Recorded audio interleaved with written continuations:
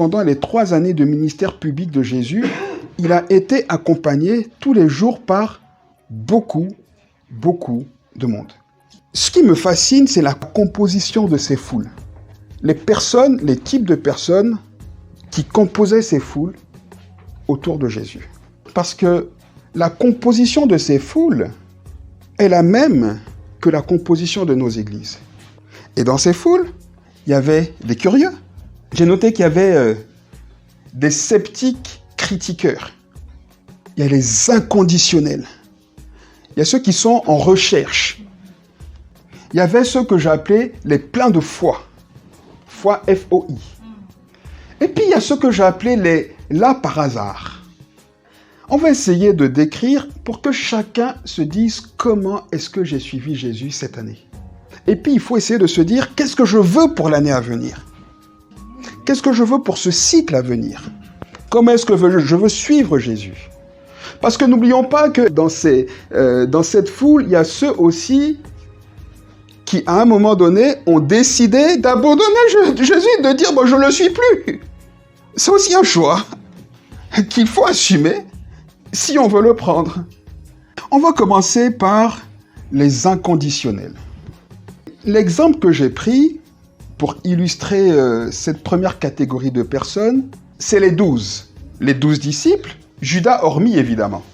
Les 12 représentent ces inconditionnels qui ont compris les enjeux de la foi, qui ont compris ce que suivre Jésus voulait dire, qui ont compris ce que suivre Jésus apportait dans leur vie et qui ont compris ce que le fait qu'ils reçoivent de Jésus devait leur donner de donner en retour à Dieu.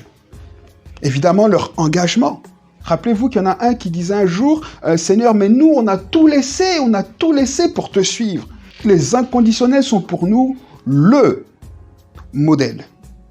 La deuxième catégorie, c'est ceux que j'ai appelés les chercheurs, ceux qui sont en recherche, ceux qui cherchent Dieu. Ils veulent vraiment trouver Dieu. Nicodème est un bon exemple de personne qui cherche. Nicodème, n'oublions pas, est pharisien. Nicodème prend un risque, d'ailleurs c'est pour ça qu'il va voir Jésus de nuit. Il risque beaucoup de choses en acceptant de suivre Jésus. Pourtant, il le cherche. Il y va la nuit, mais il y va quand même. Et il lui dit, « Maître, je suis moi un pharisien, mais je sais que tu viens de Dieu. Il y a quelque chose là que je perçois, que je veux comprendre. » Et la caractéristique de Nicodème se trouve dans ce cantique de mon enfance que j'ai appris quand j'étais tout gamin, qui dit « Il était un homme qui s'appelait Nicodème, qui aimait Jésus, mais qui ne comprenait rien. » Il vient, il dit à Jésus, « Je sais qu'il y a quelque chose de Dieu de toi, mais je ne comprends pas, comment est-ce que je dois faire ?» Jésus dit, « Mais il faut naître de nouveau. » Il dit, « Mais quoi? Il faut que je retourne. » Et en fait, il est perdu. Il ne comprend pas, mais il cherche quand même. Et il y a beaucoup de gens parmi nous comme ça. Ce n'est pas juste une recherche intellectuelle. Non, c'est une recherche spirituelle. Une soif spirituelle. Et ça, c'est vraiment l'image que Nicodème nous montre. Une soif spirituelle. Un désir de comprendre, de progresser, un désir de toucher Jésus. Ensuite, on a les pleins de foi. Bartimée est un bel exemple. L'aveugle Bartimée, qui avait entendu parler de Jésus et qui entend un jour un mouvement de foule, dit « Mais qu'est-ce qui se passe? Qu'est-ce qui se passe ?» On lui dit juste « C'est Jésus de Nazareth qui passe. » Il dit « Quoi? C'est Jésus? Jésus, fils de David !» Les pleins de foi. Les gens qui savent, qui ont compris que toucher Jésus ou se laisser toucher par Jésus change littéralement nos vies. Ça, il en manque dans nos églises. Comme la femme qui avait la perte de sang. Pareil. C'est des gens qui avaient compris qu'aller dans la présence de Dieu a un impact sur nos vies. Les pleins de foi, c'est des gens qui, quand ils vont à la rencontre de Dieu, s'attendent à recevoir quelque chose de Dieu.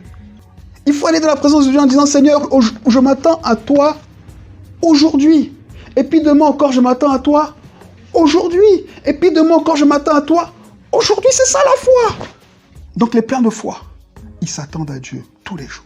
Dieu n'a pas fait aujourd'hui, ça ne veut pas dire qu'il ne veut pas faire. Il y a demain. Il n'a pas fait demain, ça ne veut pas dire qu'il ne veut pas faire. Il y a après-demain. Tous les jours, dans cet état d'esprit de foi. Les là par hasard. Il y a un bon exemple, c'est l'histoire des 10 lépreux.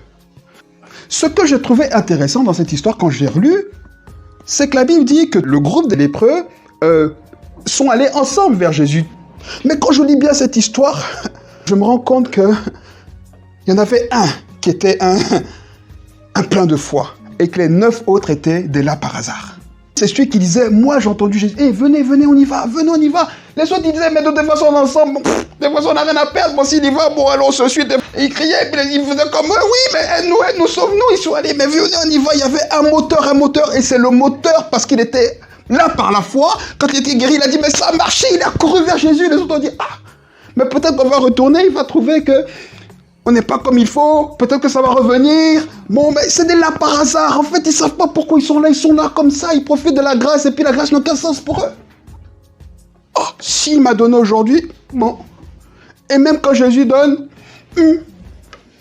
c'est les là par hasard. Ils ne s'attendent pas trop. Ça vient, ça vient. Ça vient pas, ça vient pas. Et puis quand ça vient, c'est venu. Ensuite, on est les curieux. Et l'exemple que le Seigneur a mis sur mon cœur est particulier parce que on a l'impression que c'est un type de curiosité qui cherche quelque chose. Mais en fait, c'est des curieux qui vont juste pour que Dieu atteste ce qu'ils ont déjà dans leur cœur. Si ça va au contraire, ça ne les intéresse pas. Vous savez, le jeune homme riche, il va vers Jésus, tu as l'impression qu'il cherche Dieu. Il dit, mais maître, comment ferais-je pour avoir la vie éternelle? Tu dis, waouh, mais il cherche Dieu. Il cherchait Dieu par curiosité, juste pour savoir si sa manière de voir Dieu était bonne. Mais en fait, il s'en foutait carrément de ce que Dieu pensait de comment lui le voir. Parce qu'il avait déjà décidé dans son cœur que si on touchait à sa richesse, ça fermait la relation avec Dieu. C'est pas quand Jésus lui a dit, va tout vendre, qu'il s'est dit, tiens, il aurait pu me demander ça. Non, il savait. C'est des gens qui ont déjà dans leur tête des cases auxquelles il faut surtout pas toucher. C'est la curiosité. Il dit, bon, on sait jamais. Peut-être que Dieu va me dire de garder ma richesse parce qu'il m'aime. Et quand je touche la richesse, il dit, Des gens qui cherchent, qui font comme s'ils cherchent Dieu, mais en fait, qui s'en foutent. Il y a de bonnes curiosités. Mais cette curiosité-là, c'est une curiosité malsaine. Marc 2.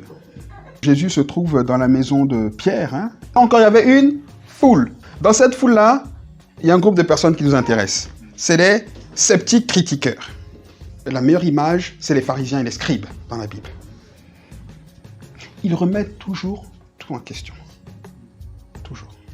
C'est bien, c'est pas bien. Pourquoi c'est pas bien? Et ils jugent toujours tout. Évidemment, c'est toujours négatif. Il y en a beaucoup dans nos églises comme ça. Il y a 4 personnes qui emmènent leur copain, qui est paralytique, et Jésus, ému de compassion, il dit, mon enfant, tes péchés sont pardonnés. Il dit pas lève-toi et marche, il dit je veux te donner la vie éternelle.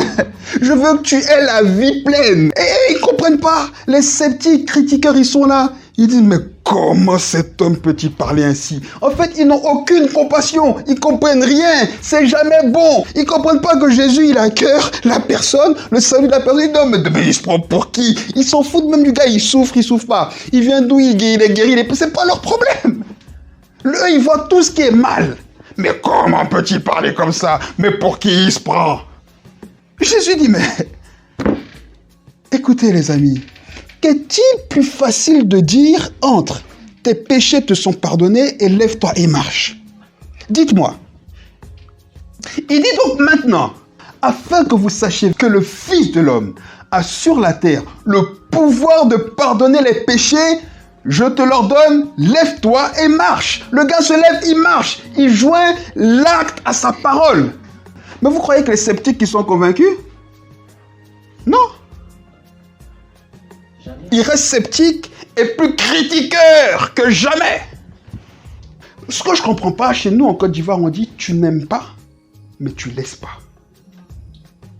C'est-à-dire tu n'aimes pas quelqu'un, tu n'aimes pas la chose, mais t'es derrière, tu lâches pas, mais tu n'aimes pas, lâche. Qu'est-ce que tu fais derrière Jésus si tu l'aimes pas? Lâche-le. Pourquoi tu viens à l'église? Pourquoi tu es dans une communauté? Pourquoi tu es chrétien? Si ce n'est pas pour manifester de l'amour parce que tu as compris que celui qui te donne d'être là, tu dois tout lui donner. Mais non, tu critiques. C'est pas comme je veux. C'est pas comme ça. C'est jamais bien. Et puis bon, ben fais l'église alors. Pas fais ton église, fais l'église. Le corps de Christ là, fais-le. Mais c'est ça les chrétiens aujourd'hui. Ils sont jamais contents. Mais fais donc. Ok, je peux pas pardonner les péchés, mais guéris-le. Guéris-le. Ah non, bon, non, bah c'est toi qui le fais. Ça, c'est ils sont toujours là dans la critique, toujours. Mais ils ne font jamais rien. C'est pas fini. Jésus continue. Il leur a montré qu'il est capable de sauver. Il est capable de guérir. Il sort.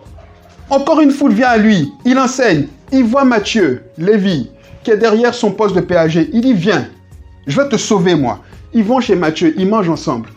Toutes les personnes qui savent que Jésus peut les sauver, il est plein de foi. Les chercheurs, ils sont là. Ils ont soif de Jésus, ils l'entendent. Les sceptiques critiqueurs, ils n'aiment pas, hein? Mais ils ne lâchent pas. Ils sont toujours là derrière. Les disciples, venez, mais votre maître là, vous voyez? Mais le maître qui hier a soigné quelqu'un, a sauvé quelqu'un, vous le critiquez encore, il mange qu'avec des gens de mauvaise vie. Non mais vous vous rendez compte avec qui il est à table? Non seulement il mange avec des gens de mauvaise vie, mais en plus, il boit. Oh là là, il boit. Jésus leur dit, il dit, mais vous comprenez rien à rien. C'est pas les gens qui sont en bonne santé comme vous là, qui ont besoin de moi. C'est les gens qui savent qu'ils sont malades. Et donc c'est vers eux que je vais. C'est des personnes qui estiment que leur vie est tellement propre, mais qui sont quand même à l'église. Et quand elles entendent l'évangile, elles veulent surtout pas changer leur vie qu'elles estiment déjà propre. Mais elles veulent prendre ce qui les intéresse de l'évangile pour coller à leur vie. C'est pour ça que Jésus dit, mais personne ne coud une pièce de drap neuf à un vieil habit. Ta vie, là, si elle n'est pas changée, elle ne peut rien produire. Tu ne peux pas juste prendre des morceaux de l'évangile, les coller à ta vie et dire que non, ça ne marche pas comme ça. Il faut déjà être transformé. Mais les critiqueurs, ils ne veulent pas changer. Parce que pour eux, leur manière de voir, c'est la manière de voir.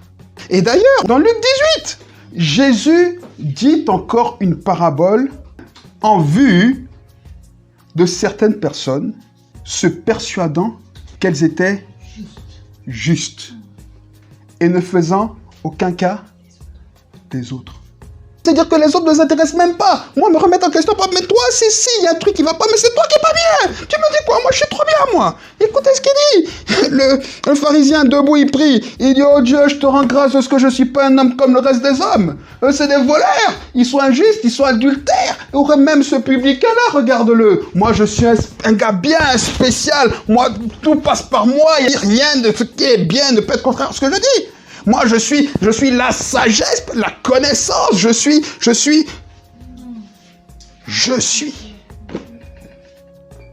Regardez l'autre. Le pécheur, qui sait qu'il est pécheur? La Bible dit, il se tenait à distance. Il n'osait même pas lever les yeux au ciel. Tellement il connaît sa condition. Il se frappe la poitrine. Il dit, oh Dieu, je t'en supplie, sois apaisant vers moi parce que je suis un pécheur. Pas non, moi je sais déjà tout. Et puis tu vas me dire quoi? Non. Et Jésus dit, je vous le dis, celui-ci descendit dans sa maison justifié plutôt que l'autre. Plutôt que l'autre. J'aimerais parler d'une dernière catégorie de personnes. Elles sont aussi très nombreuses dans les églises. Elles étaient déjà nombreuses autour de Jésus. On va les voir dans Jean 6. Jésus vient de multiplier les pains. Ils étaient là, ils ont vu Jésus multiplier les pains. Jésus a traversé l'eau à pied. Ils le savent, ils s'en sont rendus compte le lendemain. Ils vont vers Jésus, ils prennent, ils disent, mais comment on n'avait pas arrivé? Donc, ces gens-là, ils sont perdus. Ils sont là par hasard, ils sont sceptiques. En fait, eux, ils sont perdus.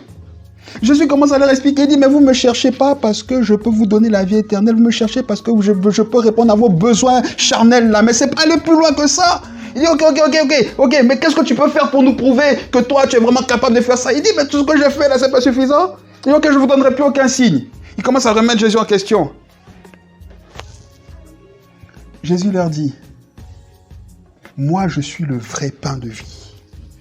Vos pères, ils ont mangé la manne, ils sont morts. Mais celui qui mangera de ce pain ne mourra jamais, il aura la vie éternelle. Ils ont commencé à se retirer.